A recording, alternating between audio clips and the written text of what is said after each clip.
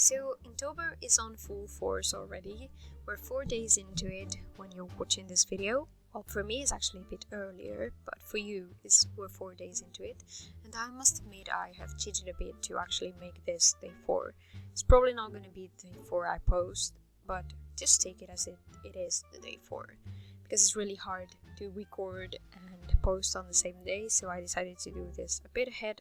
And I actually did a bit of thumbnails and sketches ahead of time. I always do that to save some time for later. You save some work from the actual Inktober workload, and then you go more relaxed on to the inking and all of that. And actually this year I got a head start and I started a couple of pieces before it started, mainly because my sketchbook has more than 31 pages, I believe, and I don't know if I'm gonna fill them all, but in case I will, then I'll probably have like 35 drawings or something like that. So I didn't mind that much. And also because I wanted to test the sketchbook.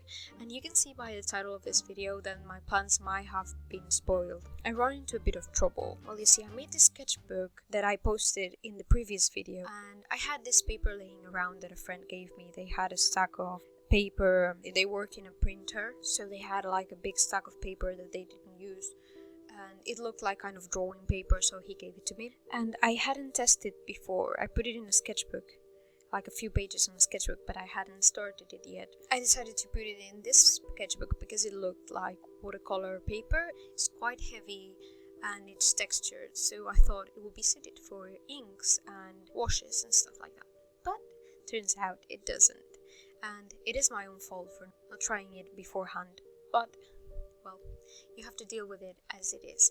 So at the beginning of the video I put a little sketchbook tour of the few pieces I have done already, and the first one is the one where I realized what a huge mistake I did make with the sketchbook. I went ahead and I laid down a few washes of ink, and that was complete madness. You see ink bleed through a lot, the paper soaked in, then if you try to put anything on top of it, the paper will kind of crumble. It was so fun, and my desperation started building up, and I didn't know what to do to fix the piece. I kind of panicked a bit for a while because I planned on going a bit freestyle on this Inktober, which was great, but I did wanted to make some pieces with washes of ink, or maybe even add some watercolor to it on some point. Not much, but some touches of color if I felt like it. Or, I don't know, work more with a liquid medium. So it spoiled my plans quite a lot, which was nice. But hey, I'm working with it. And the first piece, actually, right now, I don't feel like it looks that bad. If you didn't take a proper look on the sketchbook scheme through of the beginning, I do have it posted on social media. It's day 1, the vampire. You can have a closer look.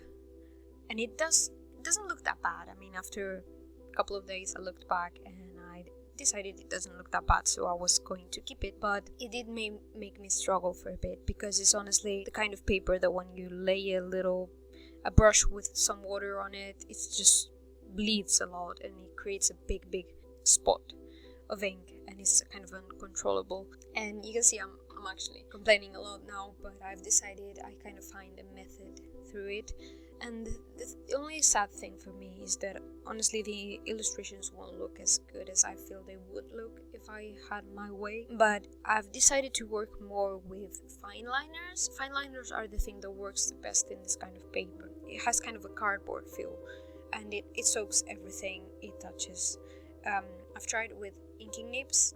It works kind of fine, but I don't manage them that well. I've only tried them a couple of times before in pieces, and I like them, but I don't control that well. I mean, this kind of thing where you might have a blob of ink from time to time, and in this paper a blob of ink will turn out into a big blob of ink.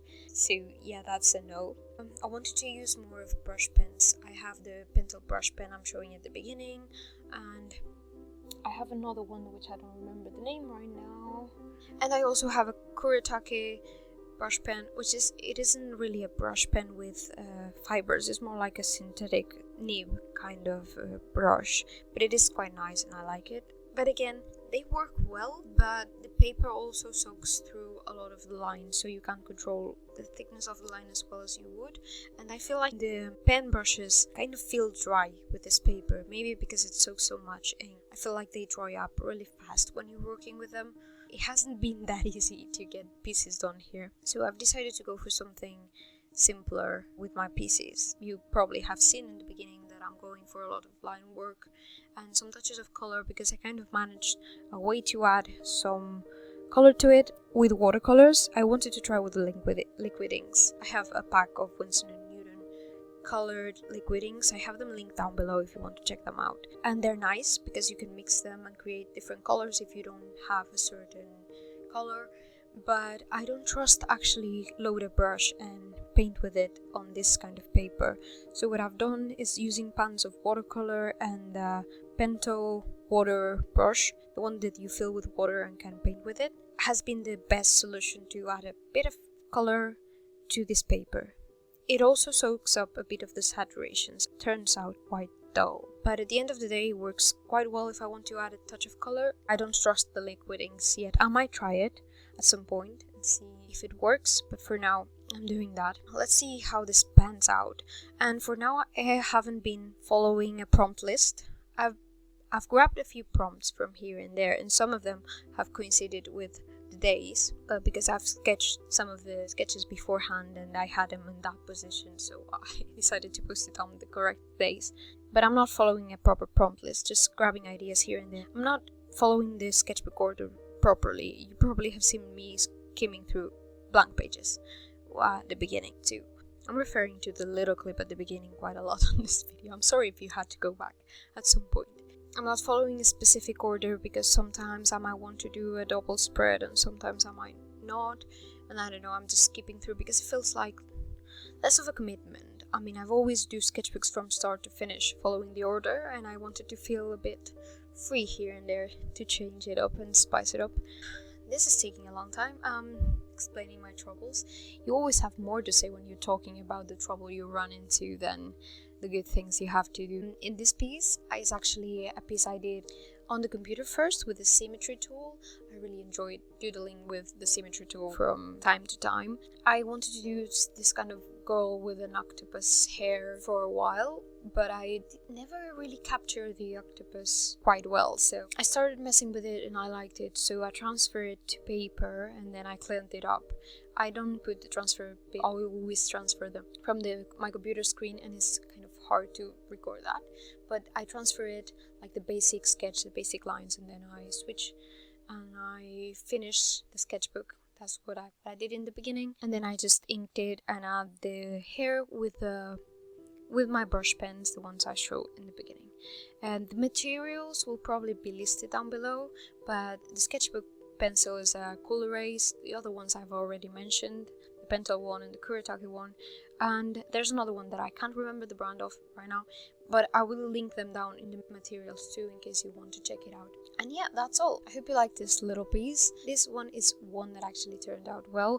I've been careful since the first incident, so I don't stress myself too much, but I think I'm doing okay so far. I'm actually a few sketches ahead, so I'll only have to ink them when the days come, which is kind of a relief because sometimes I travel a lot from here to there and I don't have time to do it because I don't like to sketch and draw on trains. They move too much, they shake, and I hate it because even the fine liners, they kind of soak the ink and my lines need to be really straight and perfect or they will have blobs of ink. So this is gonna be an interesting Inktober, but I'm getting the hang of it, so wish me luck. I'll probably post an update in a couple of weeks to see how this was going, and hopefully by then I already have the hang of it and I have better illustrations to show you by then. So I hope you enjoyed this little video. I would love to hear your stories so far with Inktober, because honestly sometimes the first days are the weirdest and the funniest. So if you have any funny story from your first days of Inktober, I would love to hear it in the comments. Thank you so much for watching. I'll see you on the next video. Bye!